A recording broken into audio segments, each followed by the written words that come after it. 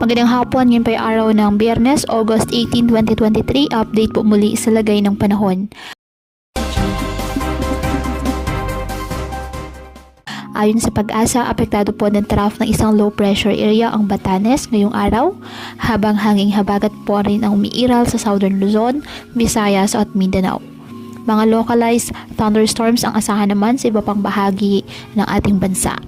Wala namang gale warning na nakataas ngayon sa anumang baybayin ng ating karagatan, kung kaya malaya pong makapamalaot ang ating mga kababayang mangingisda at may maliliit na sasakyang pandagat. Ngayong araw asahan muli ang mga pag-ulan kahit po na walang bagyo.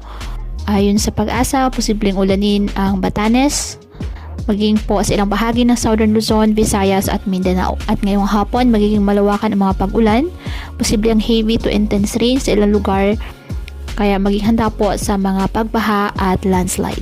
Kaya patuloy po na pinag-iingat ang ating mga kababayan sa mga posibleng pagbaha at pagguho ng lupa, lalo na kapag may malalakas na ulan, at ugaliin po na magdala palagi ng payong o kahit anumang panangga sa ulan kapag lalabas ng ating mga tahanan. At yan po muna ang update sa lagay ng panahon ngayong araw. Muli patuloy po tayo na mag-ingat at palaging tandaan, God loves you. Stay safe and God bless po.